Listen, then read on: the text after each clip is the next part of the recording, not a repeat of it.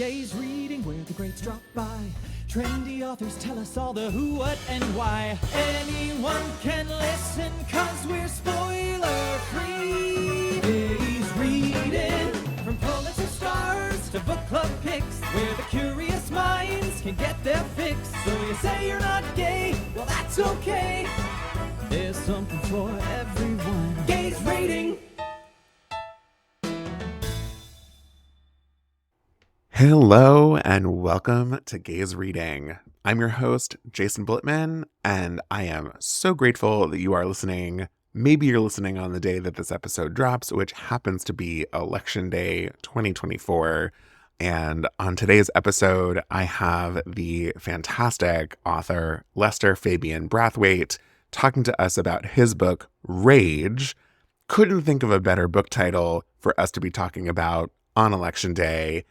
And I thought, you know, if a podcast episode is going to drop on Election Day, there is one person who I can talk to as my guest gay reader.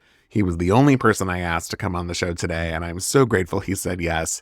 Your favorite Instagram follow, the one and only Derrick. He is the person who I think makes us feel a little better about everything going on politically. And so who knows what is happening in the world right now as I've recorded this prior to Election Day happening. But hopefully we can let out some of our rage and Brian can help put us a little bit at ease. And this will be an okay podcast to listen to on Election Day. And if you're listening after Election Day, well, I hope everything is okay, everyone. That's all I have to say. Please like and subscribe wherever you get your podcasts. You could follow us over on Instagram at Gaze Reading. And if you want to watch this episode, you could check us out on YouTube. The link to our YouTube channel is in the show notes and on the link tree on Instagram. Let's get to it because, you know, there's a lot to talk about and it's Election Day. And so let's distract you by talking about rage and hearing from your favorite Politico, Derrick. Without further ado, here is Lester Fabian Brathwaite. Lester, welcome to Gaze Reading. Let's read, honey. Has anyone ever told you that your last name sounds like you come from a line of like earls from deep in London? Literally all the time, yes. My name is very stately. It is so stately. Lester Fabian Brathwaite. It's Dame Lester Fabian Brathwaite. My damehood. Yes, Dame Brathwaite. All right, Lester, your book, the full title is Rage, on being queer, Black, brilliant, and completely over it. Yes. What is your elevator pitch for the book? Elevator pitch. I haven't done this in a minute. It's a series of darkly comic essays exploring just being Black and queer in America and the internet rage that comes with that. And it's really my attempt to try and kind of exercise the rage from my life by dealing with it in a way that, you know, James Baldwin never taught me how to. Because the name of the book was inspired by a Baldwin quote about how being Black in America, you're always in constant of rage. And that, like, you can either live with rage or let it consume you. And I didn't want to do either of those things. So I figured out, like, if I could make my rage, if I could turn it into something productive, into something that was positive, something that could help me, maybe help others, then it's all for naught. It's not all for naught. And I can, you know, the rage it can be used for something good. I would say, too, for me, I was going into it almost assuming it would be mostly memoir-esque. But it's not really. It's a lot of commentary on the world and things around you with memoir peppered through, using your personal lens to talk about things in the world. You sent me down a handful of Google rabbit holes. My favorite was that, so there's a chapter about bodybuilding, and we can go into where that comes from later. So this is complete non sequitur for our listeners, but my favorite factoid that I learned is that a judge for one of the first bodybuilding competitions ever was Sir Arthur Conan Doyle. Sir Arthur Conan Doyle. That shocked me. And also was like, where did that come from? Is he obsessed with men? Was Arthur Conan Doyle gay? So I started Googling all about him, and there were so many articles with like conspiracies about him and Sherlock Holmes about their sexualities, whether or not they're gay or asexual, or like how progressive Arthur Conan Doyle was on sexuality, which was, I couldn't believe it. It's interesting. I didn't know that at all. Yeah, apparently he was like super progressive about the gays Oh, look at that. Look at her. in like the late 1800s when this was all happening. Good for her. Right? So thank you for giving me that little factoid. Oh yeah, no, I love that kind of shit. It's like how like one little factoid continues down this whole other little lane of information. Yeah. And then of course I'm gonna reverse this comment, but you go on to say you want to have sex with people who'd appreciate that, and that being Jane Krakowski in Broadway's She Loved Me doing a split and getting dragged across the stage in the split. Yes. If you can't appreciate that, then why are we talking? I don't want to be around you. You can't appreciate Jane Krakowski doing a split and being dragged across the stage while singing, by the way. While singing. I feel like when that happened on stage, I screamed. And like, I mean, how could you not? As a faggot, that is just like, that's what happens. That's the reaction. Astonishing. Who doesn't appreciate that? Like talking about it, like the whole part, that part comes in the section I'm talking about, like masculinity and everything, and like how it's just, you put on all these airs in order to attract men and try to keep, and then like, but when you're both just comfortable with each other, comfortable in masculinity, you can just be and talk about gay shit and like really find common ground and enjoy each other's company without like putting on this whole masculinity front. It's also really interesting because it's this gorgeous woman doing something pretty physically impressive. Yeah. And in a different society, that would turn the heads of masculine straight men. Mm-hmm. So there's this very interesting, I don't know, balance of, it reminds me of millennials as teenagers. I had posters of Britney Spears on my wall and every magazine cutout of her on my wall. And the straight men or the straight teenagers had baseball players. Or they have the same posters, but it was just a different context. It's like Krakowski, it's like it's sexy, but there's this like very gay element to it that like we don't necessarily like care about the sexiness. We care about the femininity. We care about the heightened femininity, the heightened camp of it all. The fabulous. And straight men just like that she's like hot, or that she's doing a split, or that her stomach is out, and then she's, she's like, it's it, Yeah. So you love musicals. They sure do. What are some of your faves? I mean, I saw The Wiz last a few months ago. This year's been so long. I saw The Wiz, and it was so good. I love The Wiz, and it's just, and in terms of like just musical hits, just like number of songs that are just hits. Like that musical is like chock full. That was a great experience. I'm really looking forward to seeing the news of the Boulevard with Nicole Scherzinger. I've heard amazing things. Mm-hmm. And, the pictures of her coming out of the stage door covered in her blood from the end of the show. Like, talk about camp. And a teddy and like blood is down her face. And the Boulevard is like one of the campiest movies of all time. Like, yes, seriously. I mean, the dead chimp with the arm falling out.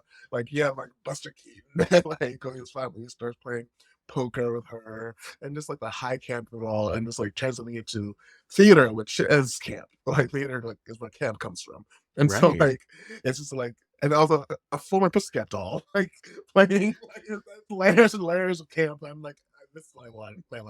Oh my god, that's so funny. Speaking of hit after hit with The Wiz, I, for reasons I won't get into, was listening to the Annie cast recording the other day, and every song is a hit.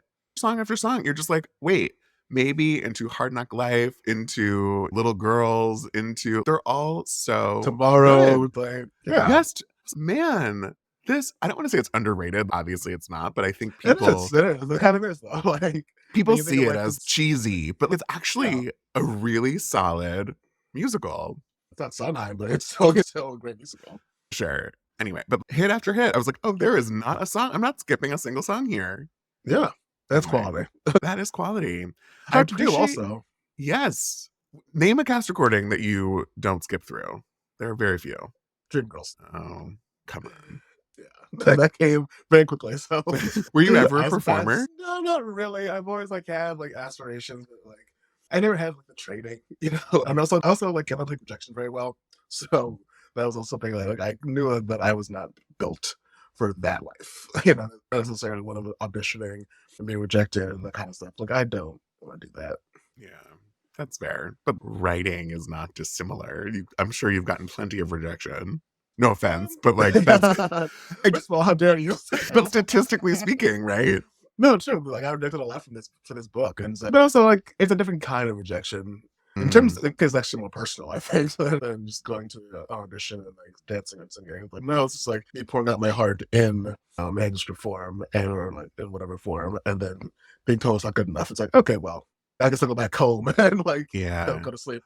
It's funny But because I worked in casting for a little while in New York, and these people come into the room and they like sing for 30 seconds and then they leave, but they come in and they took the day off of work and they sing their heart out and they like are super vulnerable depending on their level of talent. It's very interesting, just anyone who's putting themselves in front of people to say, here's a piece of me. yeah, There's a lot of vulnerability there. And I think writers, artists of all kind, it's hard. It's a bizarre context, I feel like. yeah. It's also a bit of a remove though when you're a writer because you're not in the room with someone while they're reading your work usually.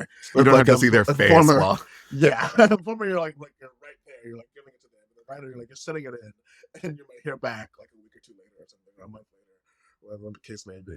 So it's not yeah. like necessarily as intimate, but I think it is also more heart wrenching when you don't get it because you do put a lot of work into it, and it is Yeah. a reflection of like something that's inside of you. You love musicals, not to put you on the spot and not to drag you, but you don't love drag queens. No, I did not. Okay. Tell me more. Yeah. What do you have trouble with? No, it's just I don't know really. It's just I think what it is that I started watching Drag Race years and years ago when I first started. I interviewed like all the queens and I interviewed RuPaul twice. And like I've just like been dragged out. I think I'm just Mm, like especially what drag has become now because of Drag Race, like it has changed. And not necessarily for the better in my opinion. So it's like I can appreciate a drag queen, I can appreciate what they do. But it's like I just rather not. I'd rather not. Like, first of all, I don't go out anymore, so that's the other thing. Like, I don't even go out. I'm an old man. I just like to stay in. I have to be in bed by 10 if I can. But if I go out though, and I'm like with my friends, and like I guess I have to sit through this now. But like, I'm just like old and tired. It's just like I really, it's not like anything personal against drag queens. It's just like it's my own personal taste and my yeah, own no, I feel experience. you. Like, Drag queens imply a late night, and I want to be in bed. I thank you. I would like to be in bed, please. Maybe one drink, maybe the music's good, you can dance a little bit.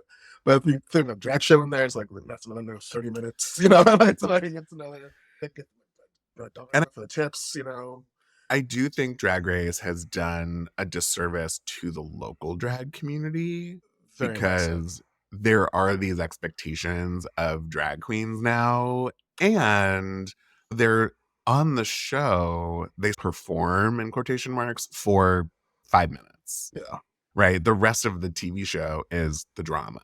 And so Yeah. if you're like literally at a drag show and the drag show is an hour, you're like, wait, I don't actually want to watch these people do this thing for so long. Like I just want it for a couple of minutes, like on And TV.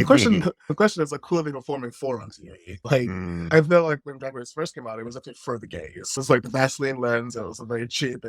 They were like, dragging on a dime, it was that. And now like yeah. they're performing for America. They're performing for everyone, performing for the world. And that's great.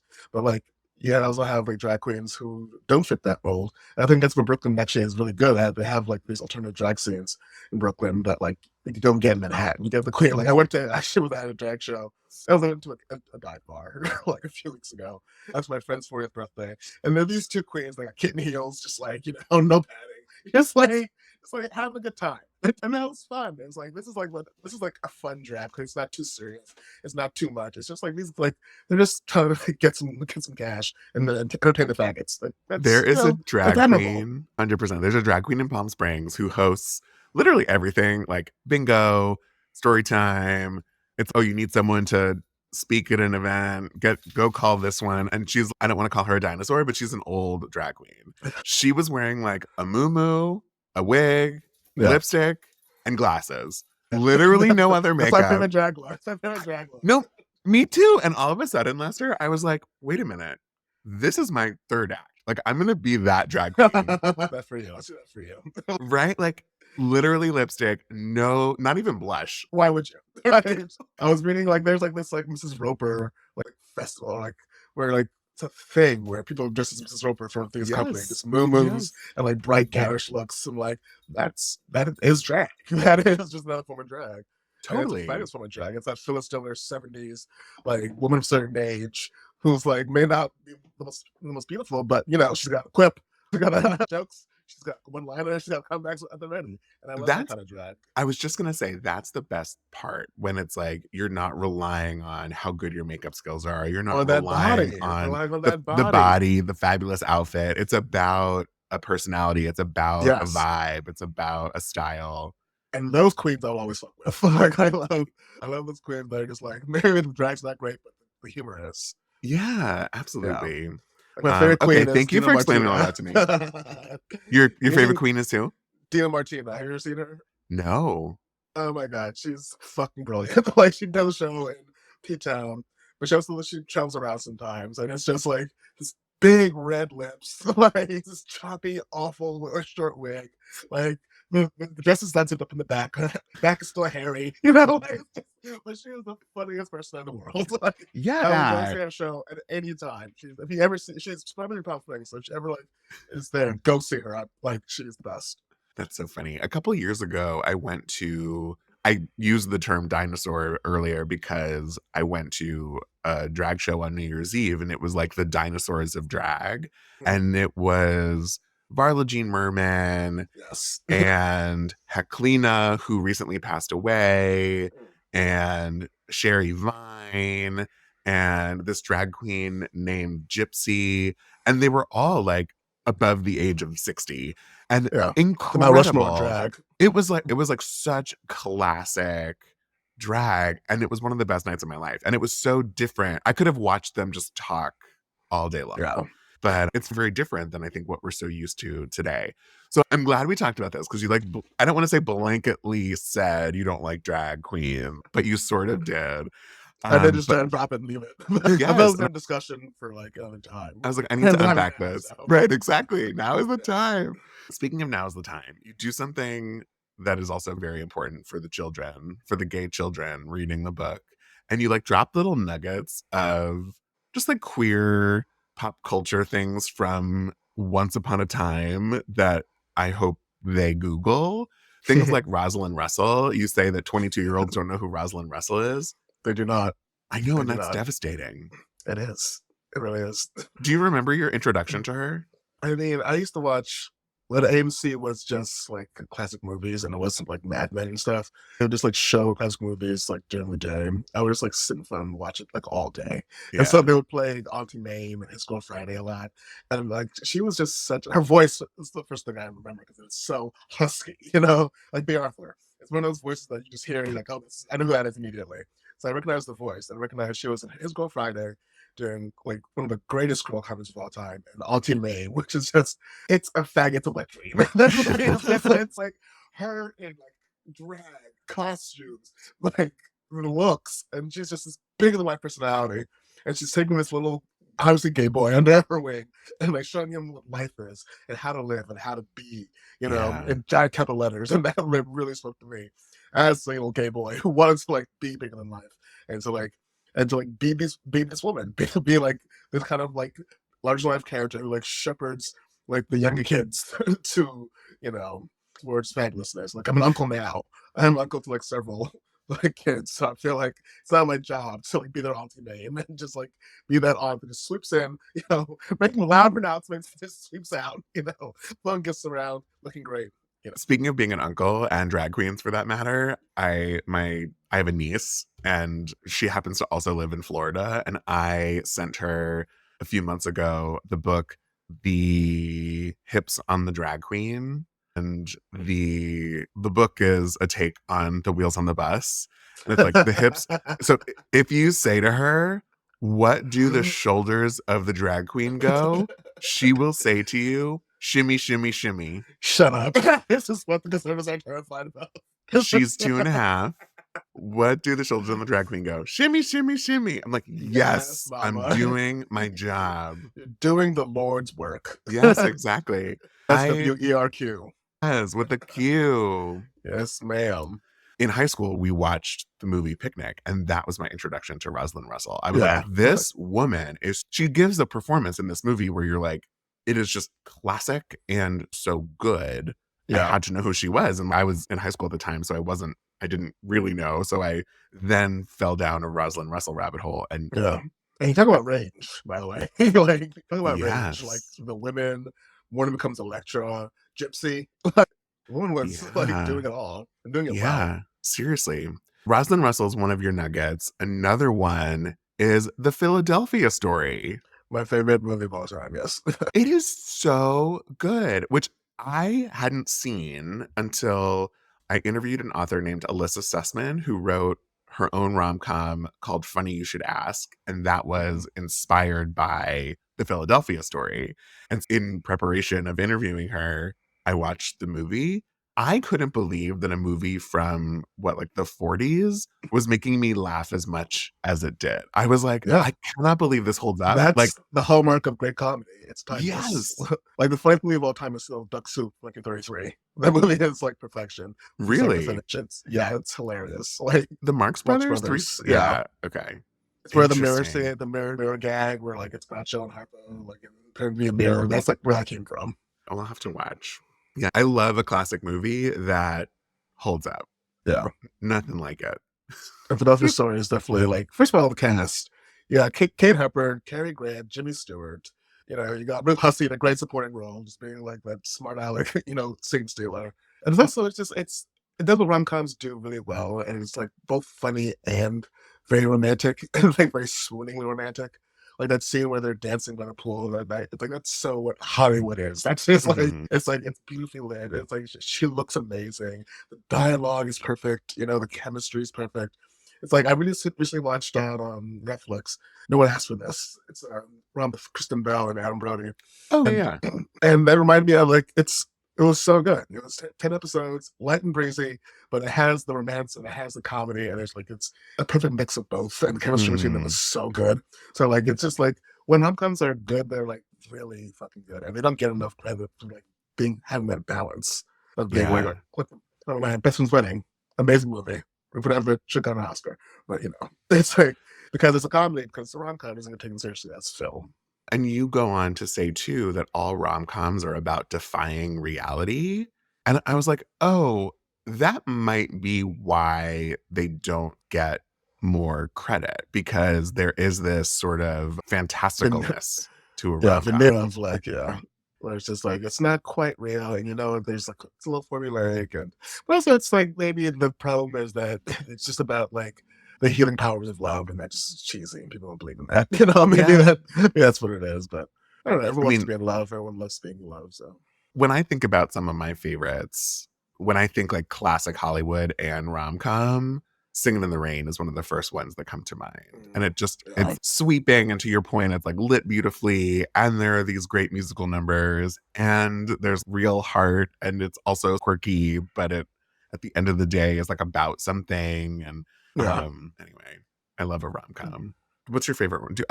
Philadelphia Story. What's your favorite contemporary rom-com? I mean, my best friend's wedding is really up there. You've Got Mail. Like, I've never seen that one. What?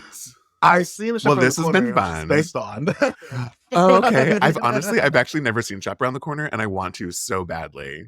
It's on TCM occasionally. I saw that a little while ago. Delightful. Though it's funny that we're talking about that, because that's what She Loves Me is based on. No, it's not based on that. It's based on the French or Hungarian play that movie is based on. Anyway. Yeah, it's on many lives. It's the same story. Yeah. So funny. We're talking so much about like fun and sort of frilly things, but your book is called Rage, and you for a reason. There's a lot of that in there. But also the comedy too. So it's like we're not completely off track. No, and all of the things that we're talking about do come up in the book. And I think I don't want to speak too much about specifics in the book so people can read it and see where your rage comes from. One of the things is talking about the sort of campness of villains and how you've seen yourself or you've fancied yourself a villain for most of your life. Why is that? What do you mean by that? I think because I'm just like angry. I think it's just like Mm, there's a lot of darkness inside of me that I mask with humor, and it's like if I did mask with humor, then I'd just be angry, and then I'd be very easy to be a villain when you're just angry. You just mm, have no outlet for it. But like the comedy makes it easier. It makes the anger palpable and it makes it relatable. Whereas if I didn't have the humor, I would just be an asshole, like straight up. So I think my seeing myself as a villain is that like I know what I'm capable of in both good ways and bad ways. And I mm, know that if I didn't have some sort of checks and balance, then some sort of check and balance within myself, then I could tip over into villainy, like this, mm. like, because I think like really what Hollywood has told us and what stories have told us, the villains are just misunderstood. That they're just, they might be good people, but they took a wrong turn, or and people are, there's never, I don't know, that people are actually, there's also the question of nature of good and evil. Like people are born good, people are born evil, this, that, and the other. So like, I think humans tend to believe they know it's born evil, and that like we believe that people do evil things out of necessity or out of ignorance or whatever it may be. So I think Mhm. humans try to believe the best in people. That's why you kind of like you don't want to humanize villains, even when there's a lack of humanity within them. And so like when you see humanity in a villain, you see humanity in other people, you realize that like, yeah, no one's perfect and we're all capable of doing bad things. And we do. Mm. Like humanity is just like it's just a constant, like I'm never surprised by the depths of humanity, because there's just For terrible better things and for happen all the worse. time, for better and for worse. Like Yeah. there's humans are capable of so many great, amazing things, and also capable of such rot and such awful things with so much hatred and anger and violence. And like I really wanted to speak to that. Yeah. And we're living through so much of it right now. Yes, every fucking day. It's just you're confronted with like how evil the world is, and also the banality of evil, like how you know people are dying left and right and genocide, and like we're talking about beings, and we're talking about like there's this like it feels like the world is constantly coming to an end or coming to a point where like there's no returning. And yet, I thought the apocalypse would be like more exciting than this. That would be, like it'd be more urgency, but we're just living life like it's always been, and it hasn't been that way for a while. Yeah. Yeah. And I feel it takes the consuming content like this and like this being your book, Rage, and experiencing the world in different ways and through different lenses that will allow for some of that change to happen. Yeah, it's sort of like a sugar-coated like medication, like a pill, where it's just like, yeah, the humor is like he's down like these ideas and these stories and these in my opinions, but like at the heart of it, it's still like the truth. Or when I see it's the truth, and my Sure. and my urgency to like try and get people to see the larger picture. You talk about some of the pop culture content throughout the 90s that were very queer and very formative and looking at things like The Birdcage and Tu Wong Fu. It's almost astonishing. I feel like when I was reading it, I was reminded that those films were like really iconic. Maybe Tu Wong Fu was like a little bit more culty and niche, but The Birdcage is like freaking Mike Nichols. Like it's a classic. Hit multiple Oscar winners. It was a big box office hit, like Right. made over like $20 million at the box office in the '90s. It was like a big A-list mainstream Hollywood movie about two men living with each other and then the family they raised and like coming together with this conservative family and trying to make it work. It's like Right. very subversive in that sense. I mean, they never kiss or anything, but they do proclaim their love for each other, and it's very important, especially when you're a young kid, seeing like these two men who are dressed fabulously, by the way, and are just and like live this fabulous life with this like incredibly like decorated apartment and they're happy and like they raise a kid who's kind of a shit, but still like pretty well adjusted. I was just gonna say And relatively well adjusted. Yeah. yeah, so you have like this like example of a modern family like snuck in to this like very hilarious like movie. I was thinking about how we don't really have that many contemporary versions of Yeah, that are universally beloved queer stories. You look at something like Bros or Fire Island or these films that came out somewhat recently, and it just isn't the same. and had me thinking a lot about why that is. Well, that has a lot to do with the audience too. Like, Yeah. the birdcage is meant for mass consumption, whereas like Bros, Morel, those were meant for gay audiences. Well, I think Bros is actually Yeah. meant for. I think Bros is actually meant for mainstream audiences, but they didn't bite. I still haven't seen it yet, but like you have but you have like more options as well. So you have, and also more people behind the cameras who are writing the movies, directing movies, not just saying starring in it. So you have people who are openly gay, openly queer, and different parts of the movie, of in front and behind it. So like it's definitely changes the audience, changes the expectations. But also like funny is funny. Sometimes things just aren't funny. I don't know. Like if a movie's just not good, it's not good. For better or for worse, this episode is coming out on Election Day. My birthday. Happy birthday. I mean, we'll see how happy it is. Well, so it's interesting because talk about feeling rage. If there's a day for us to process and understand how to channel our rage and to think through our rage in whatever way that means to you, how, other than through humor, because obviously that is true throughout the book, but how have you found that for you, you can channel your rage or harness it, or is putting it out what's helpful, is directing it in specific ways helpful, is I think for, because I need that advice for today. Yeah. I think creativity has been like a real outlet for me.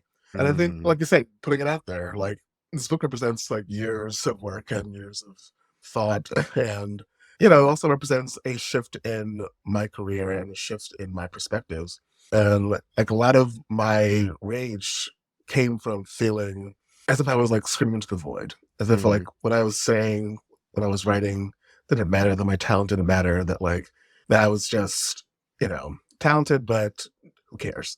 So like being able to like put this out there and gratefully receive, well, it's a big thing. And that just helped me with my rage. And I think it also, just the process of doing it just helped me with my rage. And then there's the idea of like talking about my rage and where it comes from and how I deal with it. I mean, that's very therapeutic. And I think that can help other people when it comes to their rage. I mean, just like talking about it.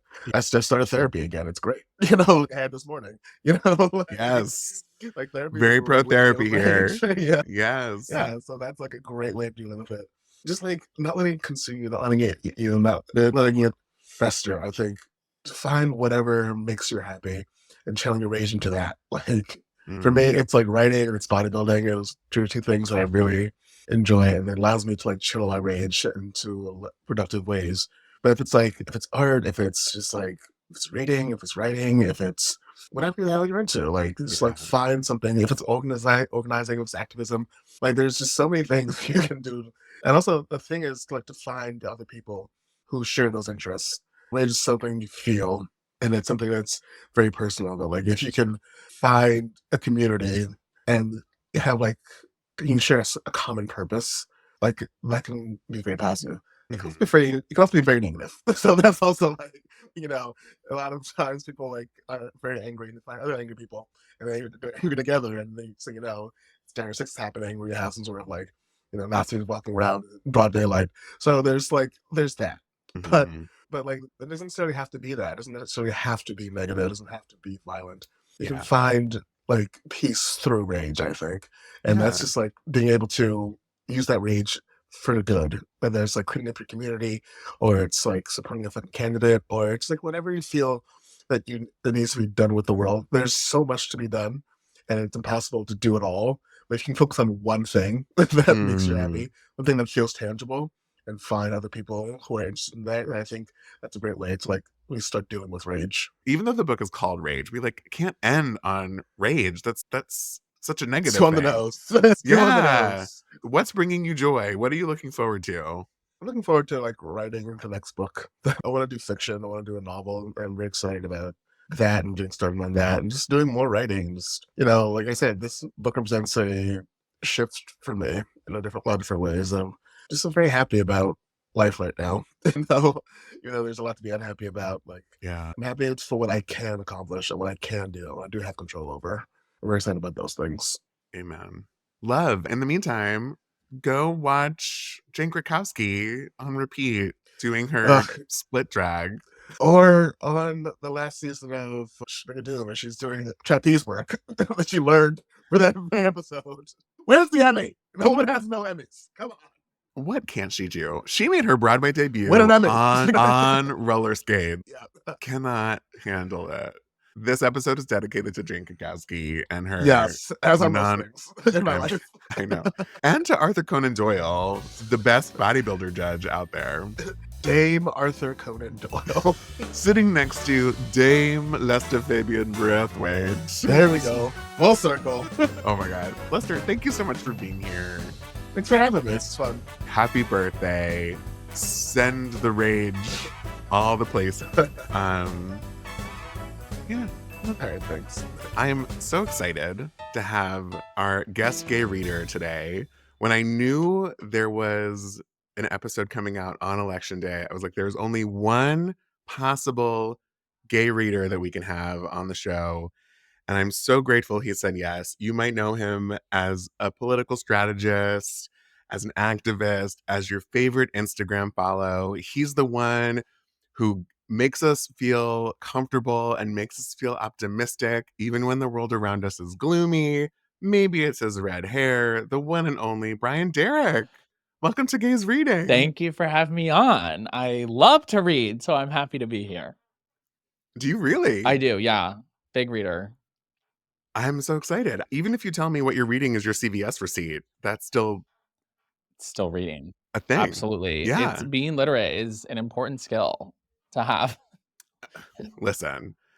So what are you reading? Since you clearly have a long list. Tell me. These days, and we're recording a little bit before Election Day. We are. We can be very honest here. Okay. So Yeah. currently I am mostly reading polls and poll results. Crosstabs. I'm reading crosstabs. I am like, what Yeah. are those white women in Pennsylvania doing? What are they thinking? What are they buying? Where are they? It's a lot of that at the moment. I would say, And that's POLLS, not POLES. exactly. Right. Just clarifying. And we're already spelling, and it's like we're only a couple minutes in. Yes. On a normal day, you will catch me reading a few different genres. First and foremost, I'm a sci-fi guy. Oh. I think that, yeah, especially if I'm reading fiction, it's usually in the sci-fi space. I feel it expands the mind. It's a cool way to sort of escape from the world and also dive into concepts in a more theoretical way than sometimes the real world circumstances will allow us to. So, does that help think more theoretically about real world things? 1,000%. Absolutely. I think that people who don't read sci-fi think that sci-fi is about spaceships and planets and aliens and or like whatever. It is not.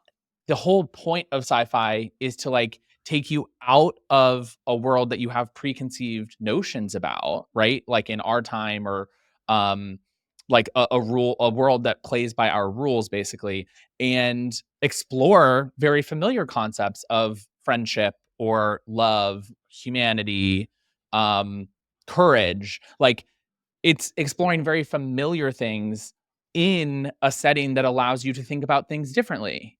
And so, yeah, I have converted many a friend into sci-fi fans by communicating about not how cool are these laser shields in this novel, but it's like, oh, wow, the character development that happens actually allowed myself to be reflected in this story in a really cool way, like no other book I've read in a long time. What's the first thing you put in their hands? Recently, especially if it's like an intro, probably Red Rising, Pierce Brown, which is a little YA for me, particularly like it's now on its 6th book. It has turned into a Hunger Games / Harry Potter level like cult fandom. It's just smaller. It starts out a little bit more YA-ish, but honestly, the stories are really compelling and it pulls you in. the books go from like maybe 250 pages or something to like 600-page volumes. Did you read this? No, tell me more. I'm holding up The Darkness Outside Us. This author, Elliot Schreffer, just came out with the sequel to this called The Brightness Between Us. I'm just going to read you the first line of the back of the Hit me. book. 2 boys, alone in space, sworn enemies sent on the same rescue mission. Period. Wait, I live. I know. I was not really... These books, I think, helped me think about the genre in a new way. And the sequel is even better because I think it's more a character study and it's more like a family drama than anything Yeah. else. So anyway, highly recommend Okay. if you're I'm adding that in to the my mood. Goodreads. Oh, I'm serious. Okay, so yeah, no, you should. The Darkness Outside Us. I loved it. You mentioned a little YA, and it's also a little YA. And you know what? That's okay. We deal with a lot of really serious shit in the world these days. And I think that it's okay Yes. for a book to be a little light on your heart sometimes. You can't have yes without YA. I just decided. Wow. Was that off the cuff? It was 100% off Wow, the cuff. that's like a tagline for this pod, to be honest. That's TM. You can't have yes without YA. TM. Jason Blitman, TM. Have you read The 3-Body Problem? The 3-Body Problem? Oh, wow. You haven't heard of it No. yet. So I'm truly introducing it to you. Hold, please. This tell is me more. This is not as niche. This is on Obama's book list from like 2020 or 2021. So it got some play then. And then it was also developed recently into a Netflix show, which I have not seen. Okay, it came out in 2008. So But I wasn't really a reader then. in China. It's a Chinese novel that was translated. I don't remember. I think it actually took it a couple years before it was more widely circulated in the US, I believe. Yeah. Yeah, the author's name is like, I can't pronounce it correctly, so I apologize. But I think it's Cixin Liu is like phonetically the vibe I'm getting. The vibe I'm getting from the name. And incredible. Remarkable. It's a trilogy. Highly, highly recommend. So thought-provoking. Dives into like concepts around nationality, around like it breaks down sort of what I mean, I immediately go so big. I'm like, what it means to be human, but like what your responsibility That's is important. to other people on this planet. And it dives into like real interesting concepts about family and responsibility. And it's cool. Interesting. Yeah, it was published in English in 2014, and that's literally pre me becoming a reader. Period. And now it's your time.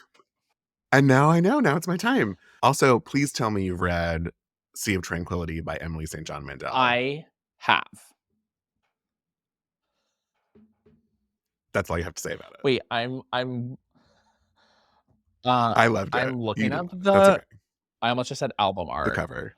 Wait, no. I'm confusing this with another book. I own this book and it is on a bookshelf and I have not read it. Tell me that you're obsessed with it and yell at me to go read it.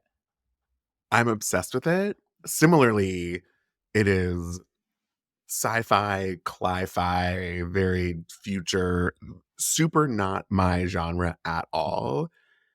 And I was obsessed with it. I cared about the characters so much. End of the world. Felt very now. Totally. Loved. I haven't read it. It was a minute since I've read it, but highly recommend. Okay. And just for my own understanding, where do you anchor in genres that feel like home to you? I mean, I'm like a literary fiction person. Yeah. Great. And this is like a great literary fiction book that happens to be sci-fi. Cool. Yeah, I love that. Yeah. This is new territory for me, Brian. I have a bunch I will send you. Ranging from wait. like the more sort of conceptual to like heavier plot space opera type shit. But I think that the conceptual stuff is more interesting to me. Okay. The 3-Body Problem being a shot. great example of that. Yeah. All right. I'm going to give it a go. All right. What else you got? Okay. I like interrupted you when you talked about sci-fi. No, yeah. Because I mean, to jump outside of sci-fi, another in the nonfiction space, I love reading about LGBT history. There are some wonderful books by Patrick Moore. My favorite being, and maybe favorite is understating its sort of influence on my life, but it's called Beyond Shame. And it's really esoteric, or the content isn't, but I don't think anyone has ever read this book. But the people who have adore it in my little Okay. gay enclave. Why did it change your life? How did it change your life? It basically looks at specifically gay male sexuality, but also in parts the queer experience in a broader context. Pre 1980 in a way that acknowledges and sort of removes the weight of the AIDS epidemic. And so it sort of has this thesis that currently in modern times, all of society essentially looks at gay sexuality through this lens of AIDS, because it was such a defining tragedy and crisis of the last generation, but that it also impacted our generation. I can't tell you how many of my friends say within the first 3 sentences of them coming out to their parents, the thing that was repeated back to them was, "But I don't want you to die of AIDS," right? Like that yeah, totally, right? Yep. That's a really common experience. And so not only, even if we weren't alive for it, it colored our experience coming out, how we saw ourselves, how we thought about sex. Like it really did. It touched everything in gay life was impacted. And still is. And so what this book does is it tries to look at the time before. It looks at the time before the AIDS epidemic broke out and removes the shame and the weight that we have now attached unfairly to all like gay sexuality. It removes that in order to sort of explore what was New York like, what was San Francisco like when we had these ethnic enclaves, and when we had these like really vibrant gay communities that were unburdened, as Vice President Harris would say, by a lot of society's expectations around them, and also did not have even the awareness that of the concept of AIDS or like an STI that would have that sort of weight to it. So fascinating book, totally changed how I think about the community and sex and all these things. I have to say, and this could be an entire conversation in and of itself, it makes me, I think, realize perhaps why gay men of a specific generation are, I don't want to say less supportive of gay marriage, but like don't quote unquote believe in gay marriage, because what they're actually looking for is the pre-AIDS enclaves. Totally. That's interesting. Right. Yeah. I feel like to throw in, I mean, let's just stir the pot. You gotta bring in like the Velvet Rage. The Trouble is, which sort of to me is flip sides of a coin with The Trouble with Normal. I'm not gonna remember the author off the top of my head. Michael Warner, which sort of in many ways explores similar concepts to the Velvet Rage from an opposite point of view, less assimilationist. To your point, I do think that there is this interesting tension post 1980s about what to do about all, right? Like, how do you respond to not only like a public health crisis that's threatening the very lives of many members of our community, but also how do we respond to how society responded to that crisis? Because that was its own epidemic of hatred and bigotry and shame that pushed so many people in our community deeper into the closet, away from resources, away from support networks and family.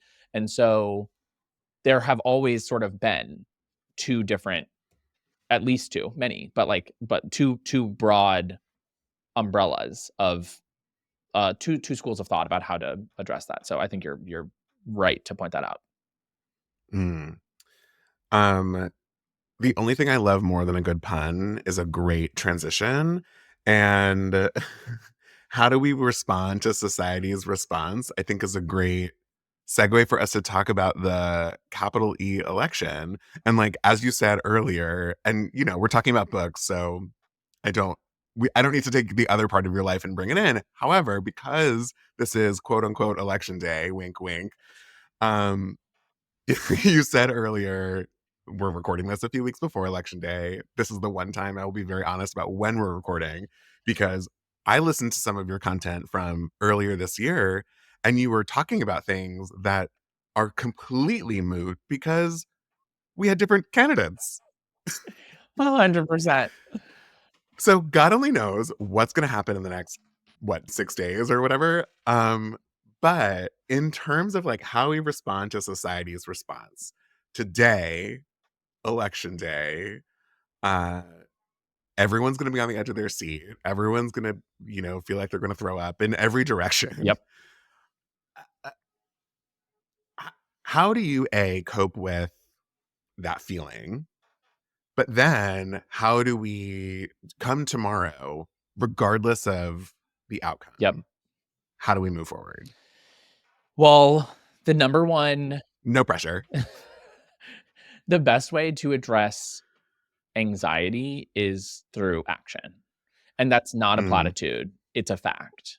A lot of our anxieties, especially in the political space or in advocacy more broadly, not tied to just an election, a lot of those anxieties are tied to a feeling of powerlessness, that all of these things feel beyond our control, that the world feels like too big or complex at some points. And the best way to prove to yourself that you are not powerless is to exert some power, to flex on them, if you will. And there are so many ways for you to do that. Depending on what time you are listening to this podcast, you might be able to get on a phone bank right now and go turn out one more voter, to alleviate that and remind yourself that you actually can impact the world around you. You can have a two-way relationship with your community, that life is not just being dictated to you. I think that Right. You still have time to like send that one uncomfortable text message or make that one uncomfortable phone call, or like exactly. Yeah. I mean, if you're listening in New York, polls are open, I think, until 9 p.m. So you got time, girl. There's no excuse. Yeah. You can come back to the podcast later. Right. And if you're not listening until, let's say, Thursday. Yes, exactly. And if you're not listening until Thursday, you have to remember that maintaining hope, and I appreciate your kind words in your intro, because I think that a lot of people think of me as an optimistic person, and that isn't innate to me. Sure. It's a practice. It's something that I cultivate. Right. It's about the stories that we tell ourselves, right? Or that we allow the world to tell us, really. If you are intentionally or unintentionally consuming misinformation and negative content all the time, and basically like impulse driven, algorithmically served video content for several hours a day, you are going to feel the weight of the world in a way that no one person should. Like I truly believe that. And so you have to actually seek out and hold close the narratives of people succeeding, of our society making progress, of the wins. You have to celebrate the wins. And not enough people do that. When they do get a win, they're all too quick to point out the flaws or to skip over it and just jump into the next fight right away. And I have learned not to do that. Hope is cultivated over time. It is a practice, and I value that very, very much. And I think that that's why I maybe look a little different than some of the other political content out there on the internet. Mm-hmm. Of course. I was just talking about a version of that in therapy this morning, of just like how you present yourself and how it takes work to do that. Absolutely. Um, okay, so if my new mantra is you can't have yes without YA. Yours, long-standing, is stop doom scrolling and start doing something. Tell the listeners about Oath and where they could learn more. Yeah, absolutely. That is at the heart of everything that I do. Is Mhm. I want my community and the world to be a better place because I was in it. And I think that most other people want that too. And the hard part for a lot of people is figuring out Mhm. where to start. And that's why we created Oath. I spent most of my career in politics and in nonprofits. And with Oath, this new chapter for me, the goal was to go from sort of doing the work to helping other people find their own power and their own voice in our democracy. And so what we actually do, if I can step off of my soapbox, is we analyze elections from president down to local school board races, as well as Mm. organizations, and we make recommendations to people about where they should give, whether they have $5 to give or $100 to give, where that will have the greatest impact on the issues that they care about. And so if you want to fight climate change, we might recommend some candidates that are, if elected, going to be able to enact policy to combat climate change. Or if you want to protect democracy, we might focus on state Supreme Court races where democracy is at stake. If you want to fight against book bans, we might recommend some school board races where there's a book banner running against someone who supports everyone's right to freedom of speech and information. So Yeah. our goal is always just to empower people with more information, with better information to celebrate those wins when we get them and direct people's resources as efficiently as possible. So if we're listening to this episode after election day, we're hoping for good news. Regardless of the news, there's always something to fight for. And so we have to make sure to check out Oath so that we know where our priorities can be aligned. Thank you. Yes, the work doesn't stop. And so the key Right. is finding a way to engage in it that doesn't feel taxing, but actually feels uplifting, right? That it's not about responding to scare tactics or emails with Mhm. all caps, deadline tonight at midnight. Like it's none of that. We want none of that. And we want to say, hey, what's important to me? For me, it's like protecting reproductive rights and strengthening our democracy. How can I engage in that month after month, year after year to make sure that we are moving things in the right direction for everyone? That's what we're all about. And it should feel good to do it. It should feel empowering, not anxiety producing. And that's what we're trying to do. Yeah. Thank you for that. And again, regardless of when you're listening, the best news is that the text messages and emails are going to stop soon. Exactly. So true. Although I have to give you a pro tip. This will drive some people nuts. Uh-huh. It's after the election that a lot of your data gets sold from the people who are running this year to the people who are running next year and the following. And so you want to unsubscribe yourself from as many lists as you can because your information is much less likely to be sold if you're marked as a unsubscribed As an person. unsubscribe. This is a great hot tip. Yeah, it is. Like, and we also at Oath have a tool to unsubscribe you en masse. That's like maybe the best thing coming out of this conversation. That's what I really came for. It's called Stop to End. And you can, you have to make a donation. 100% of it goes to the organizations or candidates that you choose. But when you make a donation of any amount, we automatically unsubscribe you from dozens of spam That's lists. amazing. Okay, where can people find it? Find Oath. If you go to oath.vote, OATH.vote, you can find it all there. Amazing. And if you want to find videos of Brian telling you important facts and or dancing, where can they find you? You can find me dancing away at Brian Derrick on Instagram. 2 R's ICK. Boom. Amazing. Brian Derrick, you are a fantastic guest gay reader. You are a top reader. Period. I'm so excited to have you. Thank you so much for being here. Happy Election Day. Happy Election Day. Thank you for having me on. Ryan, Lester, thank you so much for being here. Happy Election Day, everyone. And I will see you next week. Bye.